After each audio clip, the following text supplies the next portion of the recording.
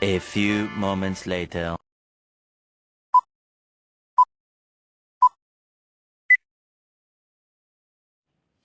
Assalamualaikum warahmatullahi wabarakatuh. Perkenalkan, nama saya Siti Muhammad Roma. Saya berasal dari Universitas Primagaha, Fakultas Ekonomi dan Bisnis, Prodi Manajemen, dengan NIM 61201230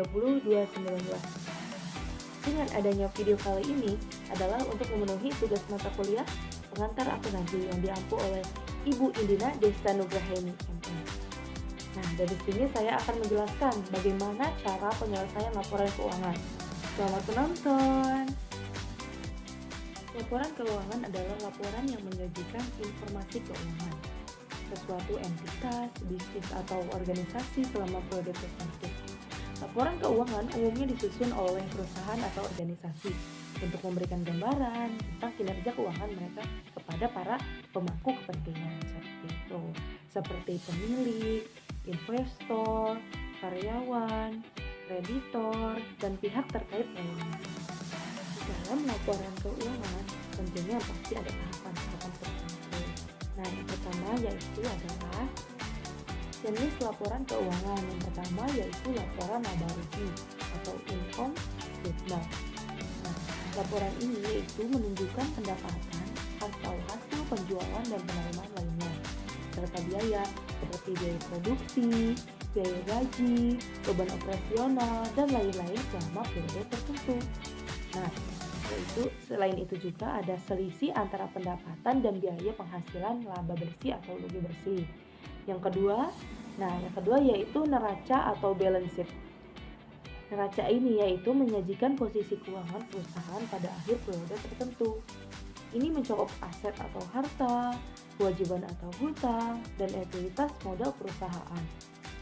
Neraca menunjukkan apa yang dimiliki oleh perusahaan atau aset, berapa banyak yang mereka hutangkan atau kewajiban, dan seberapa besar ekuitas pemilik dalam berbisnis.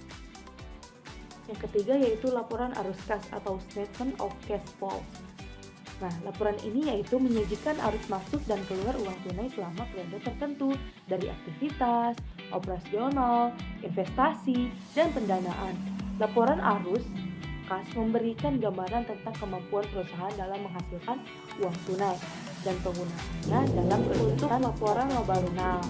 Dan pertama yaitu pindahkan seluruh angka-angka di kolom laba rugi di neraca lajur untuk membuat laporan laba rugi. Jadi seperti ini, pindahkan semua akun pendapatan dan juga akun beban dari laporan neraca lajur ke laporan laba rugi. Selanjutnya kita lihat akun pendapatannya ada berapa. Nah, di neraca lajur kan akun pendapatannya itu cuma ada satu, yaitu pendapatan usaha. Nah, kita lihat jumlahnya. Jumlahnya di sini ada 4.400. Nah, lalu kita pindahkan ke kolom jumlah pendapatan. Selanjutnya kita cari semua akun beban, lalu pindahkan ke laporan laba rugi. Di sini akun beban ada beban gaji, beban perlengkapan, dan lainnya. Kita bisa lihat di kolom. Lalu kita jumlahkan semua akun beban tersebut. Jadi jumlahnya ada 2.650.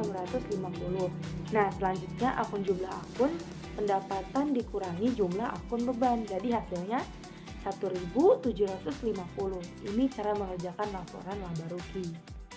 Nah, selanjutnya yaitu untuk laporan perubahan modal. Nah, masukkan angka modal pada kolom neraca di neraca lajur menjadi modal awal.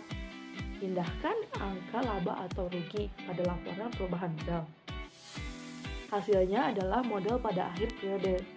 Nah, dan angka ini menjadi modal pada laporan neraca. Jadi gini, di sini kan ada akun modal. Untuk mencari akun modal di sini, kita lihat dari neraca lajurnya berapa jumlah modalnya. Nah, jumlahnya kan 6.300. Lalu kita cari nih akun laba bersihnya. Untuk akun laba bersih ini kita lihat jumlah akhir dari laporan laba rugi tadi, jumlahnya yaitu ada 1.750. Nah, selanjutnya kita jumlahkan nih keduanya. Jadi jumlahnya kan ada 8.050. Nah, lalu kita cari nih si price-nya di neraca lajur. Jika ada kita masukkan, dan jika tidak ada pun tidak usah dimasukkan seperti itu. Nah, di neraca lajur juga kan ada profnya yaitu 100. Nah, jumlahnya yang tadi 8.050 itu dikurangi Pray 100. Jadi hasilnya yaitu 7.950. Ini untuk pengerjaan laporan ekuitas.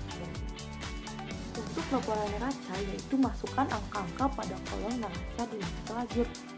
Selain price dan modal ya, karena sudah dimasukkan pada laporan perubahan modal. Nah, di sini kita harus mencari masing-masing akun ini. Ada aset lancar, aset tetap, liabilitas, dan ekuitas atau modal pemilik. Nah, pertama kita cari akun-akun yang termasuk aset lancar. Dengan selanjutnya itu, di sini akun yang termasuk aset lancar ada kas, utang, perlengkapan, dan lainnya. Bisa dilihat dari tabel. Lalu semua yang termasuk akun aset lancar itu kita jumlahkan. Di sini jumlahnya ada 4.600. Nah, selanjutnya itu yang kedua kita cari akun-akun yang termasuk aset tetap. Nah, di sini ada peralatan dan akumulasi depresiasi peralatan. Lalu jumlahkan semua akun aset lancar dan aset tetap kecuali akumulasi depresiasi peralatan. Jumlahnya di sini ada 9.600. Nah, lalu di sini nih kita kurangi akumulasi depresiasi peralatan yaitu 1.500. Jadi hasilnya yaitu 8.100. Nah, selanjutnya yaitu kita cari akun yang termasuk liabilitas dengan selanjur. Di sini ada utang gaji yaitu 150. Lalu kita cari ekuitas atau modal pemilik. Untuk mencari ekuitas ini kita bisa lihat.